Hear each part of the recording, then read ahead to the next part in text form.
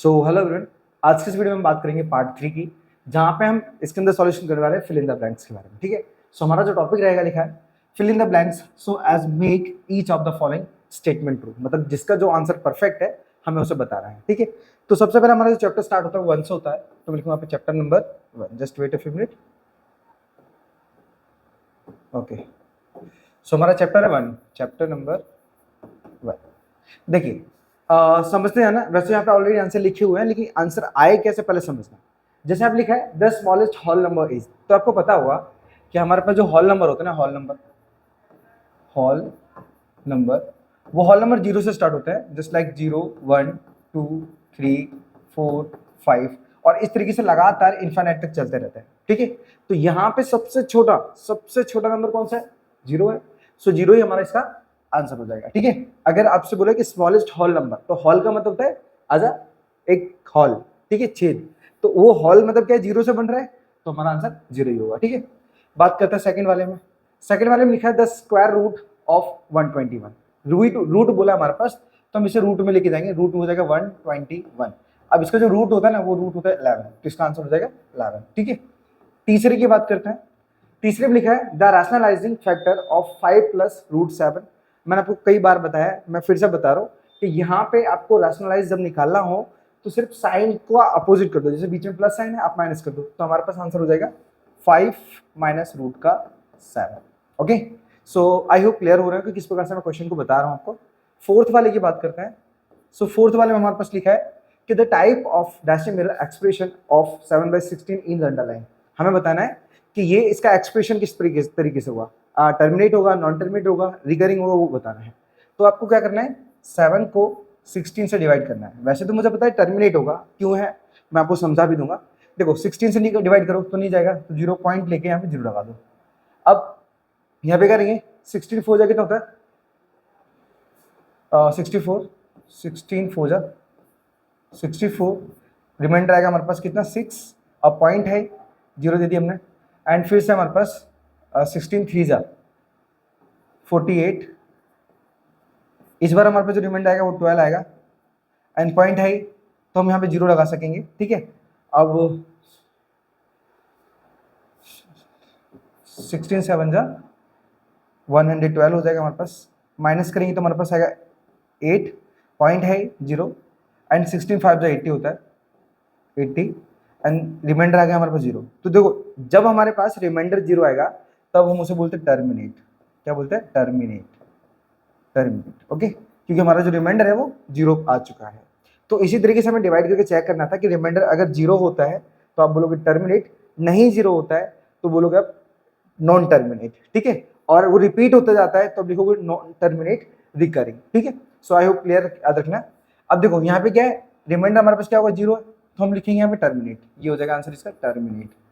अब आपको मालूम पड़ गया कि टर्मिनेट कैसे आया। ठीक है, सो आपके रिमाइंडर के ऊपर डिपेंड करता है। बात करते हैं फिफ्थ वाले क्वेश्चन की।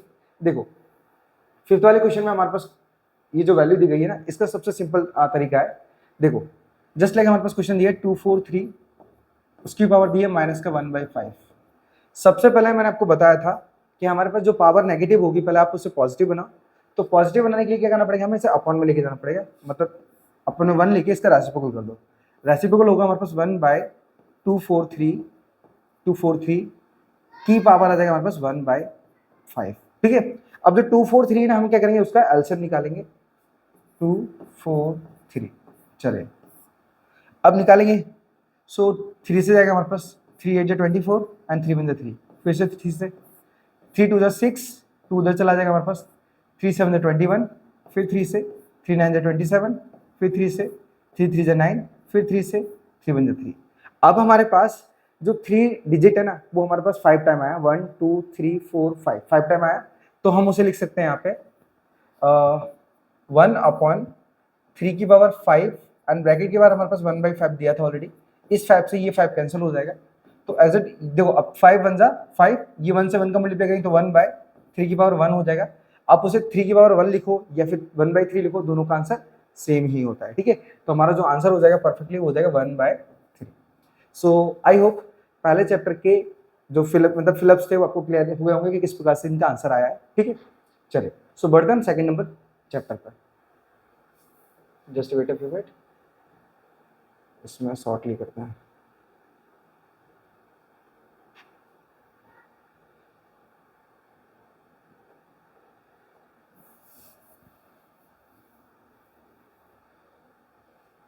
देखिए तो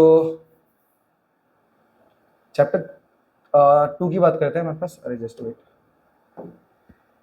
चैप्टर 2 की बात करते हैं। सो 2 के अंदर हमारे पास क्या दिया है, सबसे बेस्ट तरीके की क्वेश्चन है, मतलब आप आराम से इन्हें समझ सकते हो। जैसे पहला हमारे पास जो क्वेश्चन दिया है उसमें दिया है x प्लस 1। अब हमें चेक करना है कि ये जो x प्लस 1 है ये इस वैल्यू का फैक्टर है या नहीं है। तो देखो सबसे बेस्ट तरीका क्या होता है कि सबसे पहले जो आपको कीमत दी हो ना, आप उसको इक्वल टू 0 मान लो। अब इक्वल टू उधर लिखे जाओगे प्लस का 1, तो x इक्वल टू आएगा माइनस का 1। अब जो कंडीशन दी गई थी हमारे पास, कंडीशन क्या दी है, 2x² प्लस kx, ठीक है। तो लिखोगे आप 2x² प्लस kx। अब इक्वल टू आप 0 ले लो, क्योंकि देखो आपने 0 यहाँ पे भी माना तो आपको यहाँ पे भी 0 मानना पड़ेगा। अब देखो क्योंकि आप जीरोज निकाल रहे हो इस वजह से, अब x की जगह पे -1 रखना है, तो लिखेंगे 2 -1 का स्क्वायर प्लस k माइनस का 1 एंड इक्वल टू 0।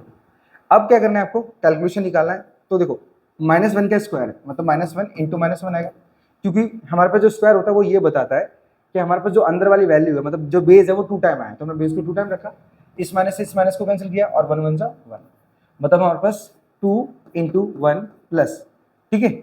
ऐसे यहाँ पे प्लस नहीं लगाते हम, ये प्लस माइनस माइनस का k हो जाएगा, क्योंकि k का 1 से मल्टीप्लाई करेंगे तो k ही आएगा, इक्वल टू आएगा 0। अब यहाँ पे 2 1 जा 2 माइनस k इक्वल टू 0 आ जाएगा, k उधर जाने देते हैं, तो हमारे पास 2 इक्वल टू आएगा k। तो हमारे पास जो k की वैल्यू आएगी वो 2 आएगी, जो कि आप देख पा रहे हो यहाँ पे k की वैल्यू 2 यहाँ पे लिखा ही है, देखो। ओके, करते हैं नेक्स्ट क्वेश्चन को। अब सेकंड वाले की बात करते हैं, जस्ट वेट अ मिनट।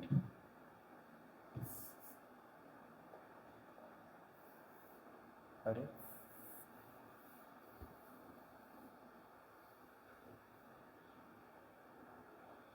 देखिए तो सेकंड वाले क्वेश्चन में हमारे पास दिया गया है कि इन द पॉलिनोमियल, हमारे पास पॉलिनोमियल दिया है द कोफिशिएंट ऑफ x की पावर 5। अब देखो x की पावर 5 का कोफिशिएंट, पहले समझना कोफिशिएंट किसको बोलते हैं, जो x की पावर 5 के बाजू वाले नंबर को बोलते हैं, ठीक है। जैसे हमारे पास क्या है, x की पावर 5 दिया है, अगर यहाँ पे कोई कोफिशिएंट नहीं है तो वहाँ पे 1 माना जाएगा, लेकिन यहाँ पे ऑलरेडी 7x 5x जो भी लिखा है ना, तो एज हमारे पास जो नंबर होगा वही हमारा कोफिशिएंट होगा। तो यहाँ पे देखो x की पावर 5 ये रहा, और इसके आगे कोफिशिएंट क्या है हमारे पास 7 है, ठीक है। लेकिन 7 के आगे भी -1 है, माइनस का 7 है, तो हमारा आंसर माइनस का 7 इसका आ जाएगा, ठीक है। कोफिशिएंट किसको बोलते हैं, उसके बाजू वाली नंबर को, अगर कोई नंबर ना हो तो 1, ठीक है। साइन के अकॉर्डिंग देख लीजिए, समझा, हमारे पास क्या यहाँ पे माइनस का 7 लिखा था तो -7 हमारा आंसर होगा, 7 होता तो 7 आंसर होता, ठीक है। अगर यहाँ पे -x की पावर 5 होता तो यहाँ पे -1 होता, ठीक है। वो अब क्लियर हो गया होगा किस प्रकार से मैं आपको बता रहा हूँ। बढ़ते हैं थर्ड वाले क्वेश्चन के ऊपर। थर्ड हमारे पास क्वेश्चन दिया गया है 4x - 5 एंड 4x प्लस का 5। आप देख रहे होंगे हमारे पास ये a - b और a + b है, क्योंकि देखो दोनों नंबर यहाँ पे रिपीट है सेम ब्रैकेट के अंदर, तो आपको समझ जाना है कि ये फॉर्मूला a + b और a - b वाला है, a - b और a + b वाला है। इसका जो फॉर्मूला बनता है वो बनता है हमारे पास a² - b² वाला बनता है। तो देखो a की कीमत क्या है 4x है, हम लिखेंगे 4x का स्क्वायर माइनस b की कीमत क्या है 5, तो 5 का स्क्वायर हो जाएगा। अब 4 का स्क्वायर 16 x² हो जाएगा, माइनस 5 का स्क्वायर 25 हो जाएगा, यही हमारा हो जाएगा आंसर। अब देख पा रहे हो हमारे पास कहाँ है, हाँ ये रहा, परफेक्ट है हमारा। तो मैं आप लिख देता हूँ, और 16x² - 25 हमारा आंसर हो जाएगा, ठीक है। बढ़ते फोर्थ वाले क्वेश्चन के ऊपर।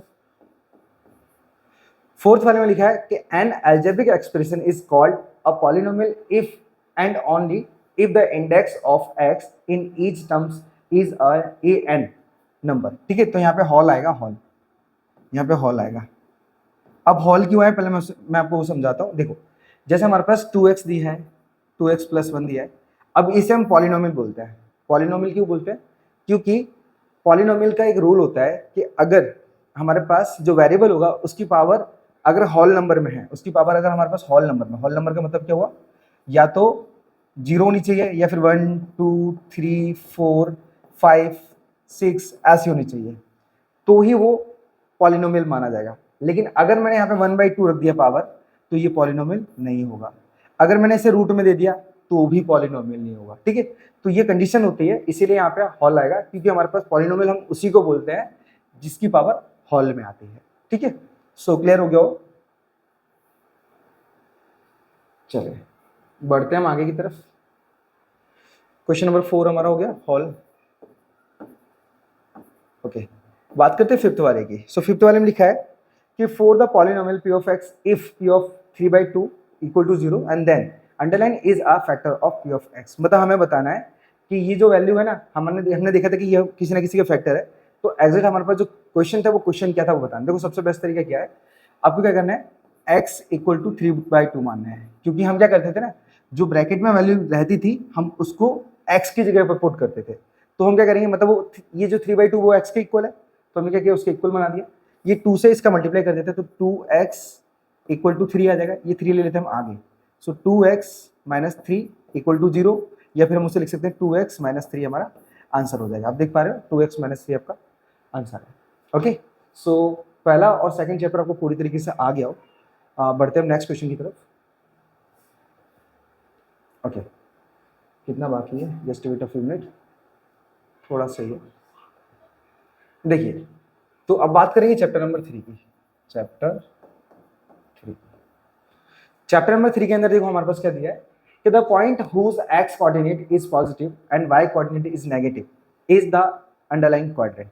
अब क्वाड्रेंट के अंदर समझना, हमारे पास क्वाड्रेंट के अंदर मतलब 4 एक्सेस होते हैं। ये एक्स एक्सेस होता है, ये माइनस का एक्स होता है, मतलब इसे प्लस एक्स बोलते हैं, ये प्लस का वाई होता है और नीचे माइनस का वाई होता है। अब साफ साफ समझना है, ऐसा बोला है कि एक्स कोऑर्डिनेट प्लस है मतलब पहला प्लस है, और वाई कोऑर्डिनेट माइनस है मतलब दूसरा माइनस है।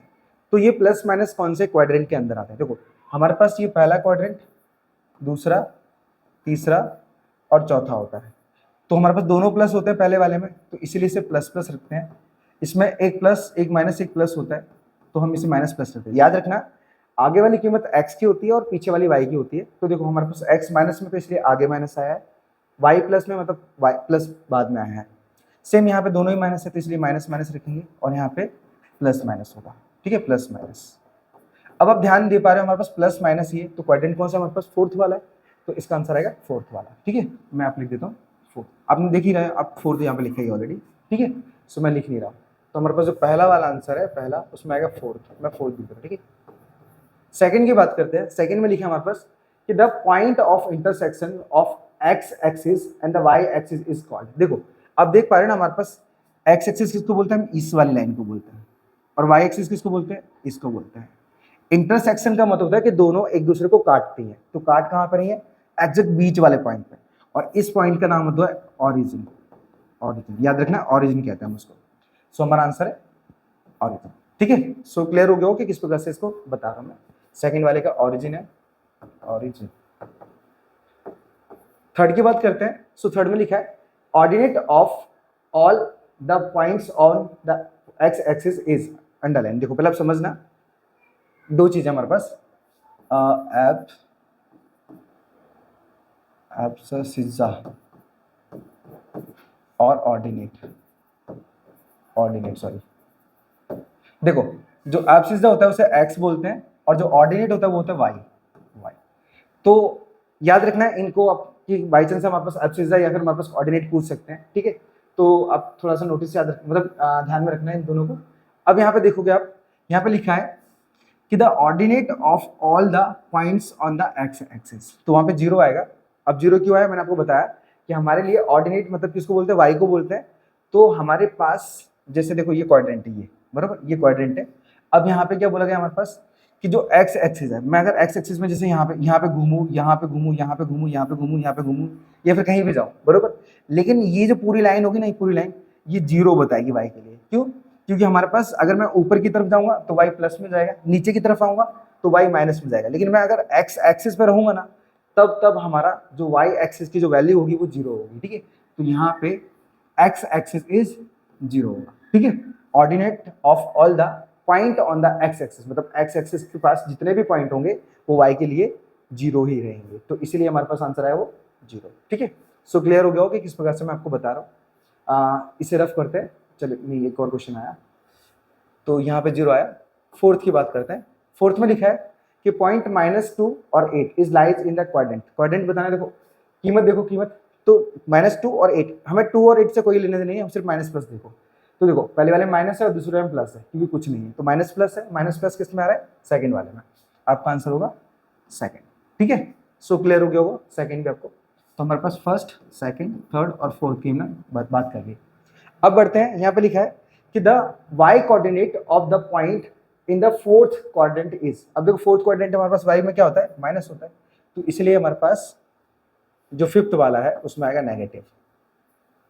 नेगेटिव, ठीक है। फोर्थ वाले में हमारे पास क्या था?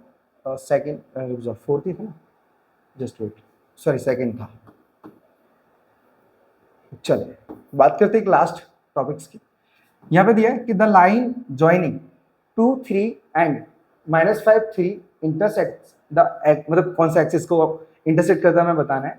तो पहले मैं इसे रफ कर देता हूँ और यहाँ पे एक अच्छा सा ग्राफ बनना स्टार्ट करता हूँ।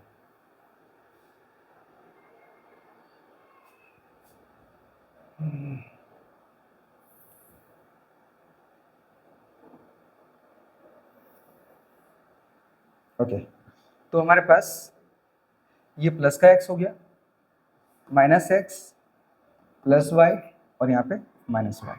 सो ध्यान देना, हमारे पास पहला दिया हमारे पास x का 2 दिया, प्लस का 2, हमारे पास प्लस का 2 आएगा यहाँ पे, ये प्लस का 2 यहाँ पे आ गया। आगे बोला है प्लस का 3, और लिखे वो y के लिए है, प्लस का 3 हमारे पास आएगा यहाँ पे। अब समझना, तो इन दोनों के पॉइंट कहाँ मिल रहा है? इस एक्सिस पे आके मिल रहा है, ये पॉइंट पे आके मिल रहा है, ठीक है। एंड क्यू के लिए हमारे पास -5 है, -5 x की कीमत है, तो -5 इधर साइड जाएगा। सो 3 4 5, 5 यहाँ पे हमारे पास, मैं यहाँ पे -5 लिख दे रहा हूँ, और प्लस का 3 है तो प्लस का 3 ऊपर ही जाएगा, तो यहाँ पे ये होगा एग्जिट। अब मुझे क्या करना है? इन दोनों के बीच का पॉइंट लेना है, मतलब दोनों कॉमन हो हमारे लिए। तो देखो ये +3 भी आ रहा है और -5 भी आ रहा है। अब देखो हमें इन्हें ज्वाइन करना है, तो मैं क्या करूँगा? इन्हें ज्वाइन कर दूंगा। अब मैंने ज्वाइन किया तो उसमें लिखा है कि ये जो लाइन है ना, वो किस एक्सिस को इंटरसेक्ट करती है। इंटरसेक्ट का मतलब काटती है, तो आप देख पा रहे हो किसको काट रही हो? y को, ठीक है। सो हमारा आंसर आएगा y, यहाँ पे y आएगा। आपको दिख नहीं रहा होगा उसका आंसर, मैं आपको दिखा देता हूँ, y। Okay, so I hope आपको क्लियर हो गया हो कि किस प्रकार से मैंने सारे के सारे क्वेश्चंस के आंसर बताए, ठीक है। तो बढ़ते हैं नेक्स्ट क्वेश्चन के ऊपर, मीन्स नेक्स्ट चैप्टर के ऊपर। चलो,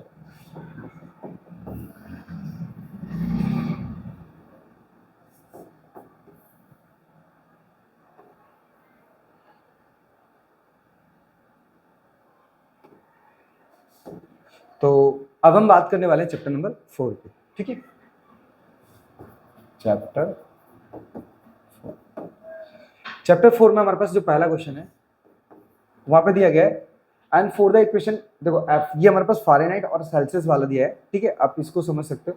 यहाँ पे हम अगर देखो सेल्सियस रखते हैं तो हमें फ़ारेनहाइट मिलता है, फ़ारेनहाइट रखते हैं तो हमें सेल्सियस मिलता है, तो ये साइंस का क्वेश्चन भी है, आप इसे समझ भी सकते हो। अब देखो हमारे पास क्या दिया है? F = 9/5 एंड C प्लस में 32, और बोला है हमारे पास कि C = 45 दिया है हमारे पास, तो फ़ारेनहाइट निकालना कि फ़ारेनहाइट क्या होगा, ठीक है। कैलकुलेशन निकालते हैं, तो यहाँ पे सबसे पहले कीमत रख देते हैं सेल्सियस की, तो F = 9/5।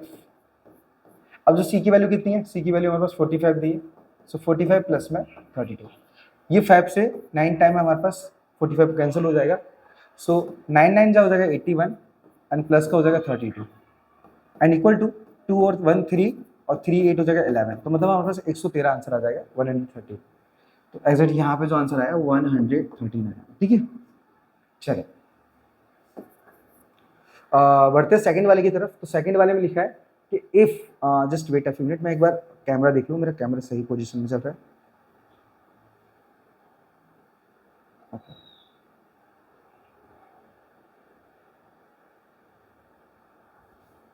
Okay, so camera perfect turn कर रहा है। अगर मैं सेकंड वाले की बात करता हूँ, सेकंड वाले में लिखा है if a, -6 is one of the solution of equation 3x + 4y = 0, so then हमें फाइंड करना है a।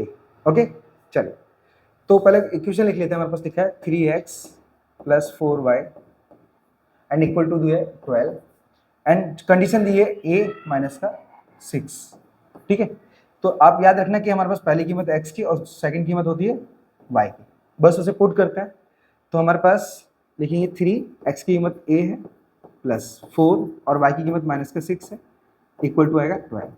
कैलकुलेशन निकालता है, सो 3 का a से करेंगे तो हम 3a लिख सकेंगे और प्लस माइनस माइनस 6 4 जा 12 होता है, सॉरी 12 नहीं 24 एंड इक्वल टू आएगा 12। इस 12 को हम इक्वल के उधर लेके जाते हैं, सो 3a इक्वल टू 12 प्लस का 24 हो जाएगा एंड 3a इक्वल टू 12 और 24 हमारे पास 36 होता है एंड 3 1 जा 3 3 2 जा 6। तो जो a की वैल्यू आएगी वो हमारे पास 12 आएगी, ठीक है, यही हमारा आंसर होगा। अब देख पा रहे हो हमारे पास सेकंड वाले का आंसर 12 है, 12 12, ठीक है। सो क्लियर हो गया कि किस प्रकार से मैं आंसर निकाल रहा हूँ। बढ़ते हैं नेक्स्ट क्वेश्चन की तरफ, उससे पहले मैं रेफ कर लेता हूँ क्योंकि स्पेस हमारे पास प्रॉपर नहीं है। चलो थर्ड की बात करते हैं। सो थर्ड में लिखा है कि the y form of the equation and 3x - 5y and equal to 30। तो हमें क्या करना है, इसे y फॉर्म है, मतलब बोल सकते हो y की वैल्यू निकालनी है। तो कैसे निकालोगे, देखो लिखेंगे हम। So 3x - 5y and equal to 30। सारी कीमत को हम पहले इक्वल के उधर जाने देंगे, सिर्फ y को छोड़ के। तो 3x को उधर ले जाएंगे, सो -5y इक्वल टू 30 पहले से था हमारे पास, माइनस का ये 3x पहुंच जाएगा। अब देखो यहाँ पे क्या है, 5 को अपन में लेके जाएंगे तो minus y equal to 30 minus 3x अपन में 5 आ जाएगा। अब ये माइनस को हम उधर ट्रांसफर करेंगे, ठीक है। तो y इक्वल टू ब्रैकेट के बाहर माइनस, अंदर लेंगे हम 30 माइनस 3x बाय 5। कैलकुलेशन थोड़ा सा निकालेंगे तो y इक्वल टू हमारे पास देखो माइनस का 30 से लेंगे -30 हो जाएगा, minus minus plus x 3x and अपन में आएगा 5। अब देखो आपने ध्यान दिया होगा ना कि हमारे पास अगर दो वैल्यू के नीचे अगर सेम, मतलब हमारे पास 5 है, उस 5 को हम दोनों के लिए सेम रख सकते हैं, मतलब इस तरीके से -30/5 प्लस का 3x/5। ये 5 से 36 टाइम में कैंसिल हो जाएगा। तो y इक्वल टू हमारे पास, अब इसे अरेंज कर देंगे तो अरेंज x वाली कीमत को आगे ला देंगे तो 3x/5 हो जाएगा एंड माइनस का आएगा 6। ओके, तो हमारे पास क्वेश्चन कुछ इस तरीके से बनेगा 3x/5 3x देखो 3/5 x - 6। अब आप इसे 3/5x लिखो या फिर 3x/5 लिखो, दोनों आंसर सेम ही होते हैं, ठीक है। आप इस प्रकार से रखोगे तो भी आपका आंसर करेक्ट होगा और इस प्रकार से रखोगे तो भी आपका आंसर करेक्ट होगा, ठीक है। सो बढ़ते हैं फोर्थ वाले के ऊपर। फोर्थ वाले में लिखा है कि the equations 4x - 3y = 24 is expressed in the standard form. देखो स्टैंडर्ड फॉर्म में रखते समय आपको ध्यान देना होता है कि कोई भी कीमत इक्वल के उधर नहीं होनी चाहिए, ठीक है। तो जैसे हमारे पास लिखा है 4x - 3y and equal to 24। तो ये 24 को हम आगे ले आएंगे तो 4x - 3y एंड माइनस के 24 इक्वल टू 0 हो जाएगा। इसी को हम स्टैंडर्ड फॉर्म बोलते हैं, बराबर। ये हमारा होता है स्टैंडर्ड फॉर्म, स्टैंडर्ड, ध्यान रखना, ठीक है। चलिए एक लास्ट क्वेश्चन हमारे पास इस चैप्टर का, फिफ्थ वाला। यहाँ पे दिया है इफ tan 4 हमारे पास क्या कीमत दी गई ऑलरेडी, तो हमें इस कीमत को इसमें रखना है और निकालना है k की वैल्यू। तो हम लिखेंगे, पहले हमारे पास क्वेश्चन दिया है 4x minus ky and equal to 20। Condition दी है हमारे पास 10 और 4 की, 10 और 4 की। तो पहली कीमत है x और सेकंड वाली y। कीमत पुट करते हैं तो हम लिखेंगे यहाँ पे 4, x की कीमत क्या है 10 माइनस k और y की कीमत क्या है 4 एंड इक्वल टू 20। थोड़ी स्पेस कम है इसलिए 4 10 40 होगा हमारे पास, minus 4k and equal to 20। इस कीमत को हम इक्वल के उधर लेके जाएंगे तो हमारे पास -4k इक्वल टू 20 माइनस का 40 हो जाएगा। ये क्योंकि प्लस का 40 था उधर गया तो माइनस का 40 हो गया। अब -4k इक्वल टू माइनस का 20 आएगा यहाँ पे, क्योंकि 40 में से 20 घटाएंगे तो 20 आएगा, बट बड़ी वैल्यू माइनस की थी, आंसर भी माइनस में आएगा। इस माइनस से माइनस कैंसिल करेंगे एंड 4 के टेबल में 20 5 टाइम में आएगा, तो जो k की वैल्यू निकलेगी वो निकलेगी 5, ठीक है। हमारे पास k की वैल्यू कितनी है, ये 5। अब देख पा रहे हो, ठीक है। सो आई होप ये सारा क्लियर हो गया हो। हम बढ़ते हैं आगे की तरफ, मीन्स नेक्स्ट चैप्टर के ऊपर।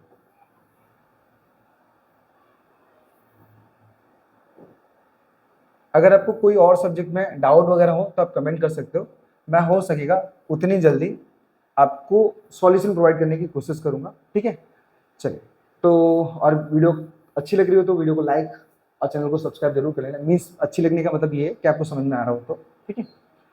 तो बात करेंगे हम चैप्टर नंबर 5 की। और 5 के अंदर हमारे पास दिया गया है कि Euclid in his well known literary, ठीक है, literary work Elements and complete the known result in a series of, मतलब यहाँ पे क्या बोला है हमारे पास कि जो एलिमेंट को समझने के लिए ना उन्होंने कुल मिला के चैप्टरों की तैयारी की है। तो हमारे पास जो पहला आंसर है ना, पहला, इन्होंने 13 चैप्टर तैयार किए हैं एलिमेंट वाले, ठीक है। सेकंड में बात करें, हमारे पास लिखा है कि यूक्लिड यूज द वर्ड खाली जगह फोर लाइन सेगमेंट। यहाँ पे हम बोलते हैं एग्जैक्ट लाइन सेगमेंट है ना, इससे just wait a minute, 2 minute, extend line, हाँ कुछ वर्ड था इसका, लाइन सेगमेंट है ना, हाँ टर्मिनेट। सेकंड वाले में हमारे पास टर्मिनेट लाइन आएगी, टर्मिनेट लाइन, ठीक है। अब देख पा रहे हो वहाँ पे टर्मिनेट लाइन लिखा होगा सेकंड वाले में, जस्ट देखो टर्मिनेट लाइन लिखा है, ठीक है। अब टर्मिनेट लाइन का मतलब क्या होता है पहले मैं उससे समझा देता हूँ।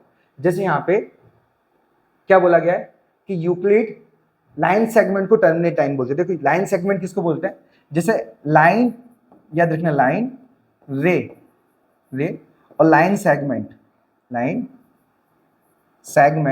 ये तीनों ही अलग होते हैं, बरोबर। लाइन किसको बोलते हैं, जो लाइन दोनों तरफ बढ़ती है उसे हम लाइन कहते हैं। रे किसको बोलते हैं, जो एक तरफ से चलती है और सेकंड तरफ बढ़ती है, ठीक है, मतलब एक ही तरफ बढ़ सकती है।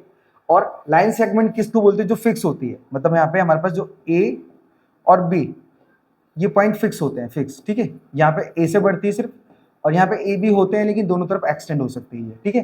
तो लाइन सेगमेंट, तो हमारे पास जो यूक्लिड है, हमारे जो गुरुजी मतलब यूक्लिड है, उन्होंने नाम दिया लाइन सेगमेंट किसको, जो लाइन फिक्स होती है, तो उसी को हम क्या बोलते हैं, टर्मिनेट लाइन। टर्मिनेट का मतलब एकदम खत्म हो गई लाइन।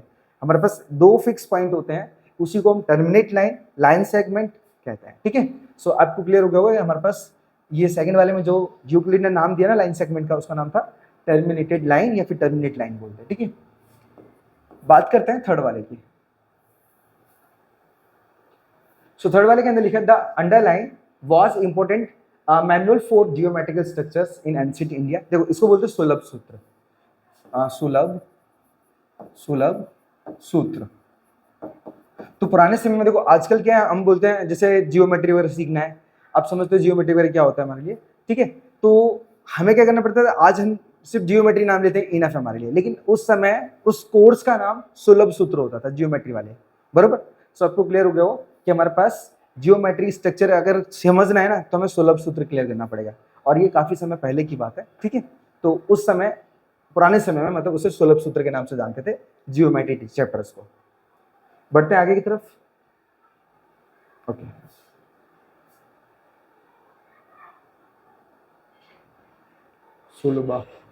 सुलभ सूत्र, देखो आप दिख रहे हो इसमें सुलभा सूत्र मतलब मीनिंग होती है, इसे सुलभ सूत्र बोलते हैं, ठीक है। सो बात करेंगे हमारे पास क्वेश्चन नंबर 4 की। 4 में लिखा है कि a line is a length without breath आएगा, ब्रीथ, ठीक है, या फिर ठीक है विदाउट ब्रीथ आएगा। अब ब्रीथ कैसे, देखो हम एक लाइन खींचते हैं ना, तो लाइन में हमें लंबाई दिखती है, यहाँ पे क्या दिखती है हमें, लेंथ दिखती है, लेंथ, लेकिन इसकी चौड़ाई दिख रही है क्या, ब्रीथ दिख रही है क्या, वो तो नहीं दिख रही ना। तो एग्जैक्ट ये वो विदाउट ब्रीथ की एक लाइन होती है, इसलिए यहाँ पे ब्रीथ आएगा, ठीक है। चलो बात करते हैं फिफ्थ वाले क्वेश्चन की। फिफ्थ में लिखा है कि underline is credited and with the giving the first known proofs, मतलब प्रूफ वाली थ्योरम जिन्होंने दी ना, उनका नाम था हमारे पास थेल्स नाम था, ठीक है। तो यहाँ पे आंसर आएगा Thales. Just wait a few minute, थोड़ा सा यहाँ पे डिस्टर्बेंस है बिकॉज आज गणपति विसर्जन है और मैं आज के दिन ही वीडियो तैयार कर रहा हूँ, ठीक है। चलिए ओके, बात करता हूँ 6 वाले क्वेश्चन की। यहाँ पे लिखा है बाउंड्रीज ऑफ सरफेस आर, यहाँ पे कर्व होएगा, देखो आप समझ सकते हो, जैसे हमारे पास कोई फिगर दिया गया है इस तरीके से। अब यहाँ पे क्या, देखो आपके पास एक ये फिगर है, अब ये फिगर यहाँ से क्या हुआ, बैंड हुआ है, बैंड, ठीक है, बैंड हुआ है, तो जो बैंड हुआ है ना उसे हम कर्व कहते हैं, क्या बोलते हैं, कर्व। तो CURVE मतलब कर्व, ठीक है। अब देख पाते हो वहाँ पे कर्व लिखा हुआ है, ठीक है। चलो बात करते हैं सेवंथ वाले की। सेवंथ वाले में लिखा है हमारे पास underline was the student of Thales. तो पाइथागोरस थे जो कि थैल्स के थ्योरम मतलब थैल्स के स्टूडेंट थे, ठीक है। तो मैं लिखूंगा यहाँ पे पाइथागोरस, पाइथागोरस सॉरी गोरस, ठीक है।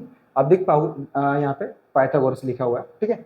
तो पाइथागोरस आपने ध्यान दिया होगा हमारे पास कि जो पाइथागोरस है ना, इन्होंने भी मतलब पाइथागोरस की थ्योरम आपने सुना होगा, तो उन्होंने भी मतलब प्रूव दैट बताया था हमने। और लेकिन हमारे पास जो फर्स्ट साइंटिस्ट थे, मतलब हमारे पास बोल सकते हो कि just wait a few minute,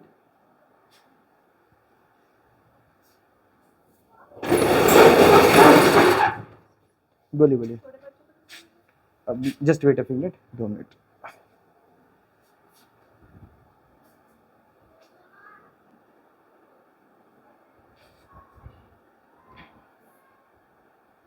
okay चलिए, तो हम कंटिन्यू करते हैं। एक्चुअली है ना थोड़ा पेरेंट्स आए हुए थे, तो इस वजह से थोड़ा सा डिस्टर्बेंस हो गया। चलिए, तो हमारा ये पाइथागोरस वाला हो गया था। Pythagoras sorry, as a meaning incorrect हो गई थी, पाइथागोरस, ठीक है। अब हमारे पास 7 तक हो गया हमारे पास, पहले टिक कर लेता हूँ। एंड 8 वाले की बात करते हैं। देखिए हमारे पास लिखा है कि Euclid was a native of, underline. अब नेटिव का मतलब है स्टूडेंट, ठीक है। तो हमारे पास जो यूक्लिड थे ना, वो किन के स्टूडेंट थे यहाँ पे। तो हमारे पास जो आंसर मतलब सॉरी स्टूडेंट नहीं होते, अरे जस्ट वेट, वो क्या बोलते हैं, नेटिव का मतलब होता है एज ए किस स्टेट से बिलोंग करते थे, ठीक है। तो यहाँ पे इजिप्ट आएगा, यहाँ पे इजिप्ट। 8 की बात करते हैं हम, इजिप्ट, ठीक है, इजिप्ट। बात करते हैं 9th के अंदर, 9 के। सो 9 में लिखा हमारे पास कि a statements that needs a proof is called theorem, ठीक है। मतलब ऐसे स्टेटमेंट्स जिन्हें प्रूफ की जरूरत पड़ती है, तो उन मतलब उन स्टेटमेंट को थ्योरम कहते हैं, ठीक है। सो हमारे पास यहाँ पे आंसर आएगा theorem, just wait, theorem, okay. बात करते हैं लास्ट इस क्वेश्चन की। यहाँ पे लिखा है in Indus valley civilization about 300 BC। यहाँ पे बिफोर क्राइस्ट का मतलब था हमारे पास। तो कहने का मतलब है जो इंडस वैली सिविलाइजेशन थी, वहाँ पे ब्रिक्स होती थी, ब्रिक्स मतलब ईंट होती थी, उनका एक रेशियो होता था हमारे पास, जैसे लंबाई चौड़ाई ऊंचाई, लेंथ विड्थ हाइट, उनके बारे में बात की गई है। So length width and height respectively, तो वो हमारे पास किस रेशियो में होती है, 4:1 के रेशियो में होती है। आप याद रख सकते हो 4:1 के रेशियो में होती है, ठीक है। सो आई होप इन सारे चैप्टर्स का मीन्स इन सारे जो फिलअप्स थे, इन आपको क्लियर हो गए होंगे कि किस प्रकार से मैं आपको समझा रहा हूँ, ठीक है। चलिए, सो बढ़ते हैं लास्ट हमारे पास चैप्टर 6 के बारे में।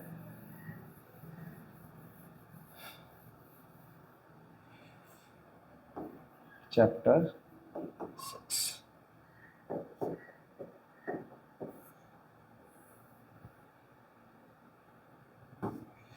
चलिए, तो पहले हम जाए क्लियर करना है, ओके। चलिए, तो हम स्टार्ट करते हैं। यहाँ पे लिखा है कि an angle which measure between underline is called a reflex angle. तो रिफ्लेक्स एंगल पहले बोलते हैं किसको, देखो पहली बात तो 360 से लेके मतलब बोल सकते हो 180 से लेके 360 के बिटवीन जो एंगल्स बनते हैं ना, उन्हीं को हम रिफ्लेक्स एंगल बोलते हैं, ठीक है। तो यहाँ पे क्या होगा, 180 180 टू 360 होगा, ठीक है, 360 यहाँ पे लिखा ही हुआ 180 एंड 360, ठीक है। मतलब 180 से लेके 360 की जो बिटवीन होते हैं ना, एज इट उन्हीं को हम क्या बोलते हैं, रिफ्लेक्स एंगल बोलते हैं, ठीक है, याद रखना। चलिए, तो पहला हमारा डन हो गया। सेकंड की बात करते हैं। तो सेकंड में लिखा है कि the measure of the supplementary angle of an angle with measure 75। तो हमारे पास समझो जो सप्लीमेंट्री एंगल है, सप्लीमेंट्री वो एंगल होते हैं 180 डिग्री के, जिनमें से हमें 75 दिया, तो बचा कितना हमारे पास 105 सेकंड एंगल होगा, ठीक है। 105 सेकंड वाला एंगल है। सो पहला दूसरा कंप्लीट हो गया। थर्ड की बात करते हैं। यहाँ पे लिखा है कि the sum of linear pair of angle is always. देखो लीनियर पेयर किसको बोलते हैं, देखो लीनियर का मतलब होता है लाइन, याद रखना। हमारे पास जो लीनियर है, लीनियर का मतलब होता है लाइन, और लाइन के ऊपर अगर दो एंगल हैं, इन दोनों एंगल को जोड़ने पर अगर पूरी एक लाइन तैयार होती है, उसी को हम बोलते हैं लीनियर पेयर, ठीक है, लीनियर पेयर। तो सीधी लाइन पे हमारे पास जो एंगल बनता है वो कितने का बनता है, 180 डिग्री का बनता है। सो यहाँ पे भी आंसर आएगा 180 डिग्री, थर्ड वाले में 180 डिग्री। फोर्थ की बात करेंगे। सो फोर्थ में लिखा है कि an angle which measure exactly 180 degree is called. तो सीधी सी बात है, हम उसे स्ट्रेट एंगल बोलते हैं, स्ट्रेट एंगल, ठीक है। स्ट्रेट एंगल का मतलब होता है सीधी लाइन। तो सीधी लाइन पे जो एंगल तैयार होता है वो 180 का होता है, ठीक है, तो इसीलिए स्ट्रेट एंगल बोलते हैं उसे। बात करते हैं एक फिफ्थ की, जो कि एक लास्ट क्वेश्चन है हमारे पास इस चैप्टर का।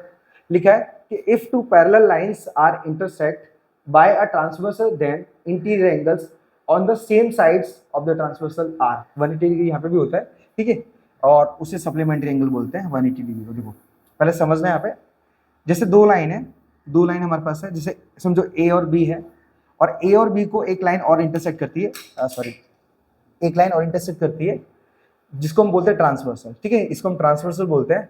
अब बोला हमारे पास कि उस ट्रांसवर्सल की सेम साइड मतलब कि ये वाले साइड्स, तो ये सारे ये दोनों साइड्स के जो एंगल का अगर हम सब निकालेंगे कितना निकलेगा 180, सो 180 हमारे पास होता है सप्लीमेंट्री एंगल, ठीक है, तो एग्जैक्ट यहाँ पे आएगा सप्लीमेंट्री, ठीक है, सप्लीमेंट्री एंगल, पूरा नहीं लिख रहा हूँ।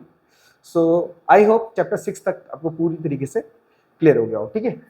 सो बढ़ते हैं नेक्स्ट, इच्छा में आप लिख देते हो यहाँ पर सप्लीमेंट्री,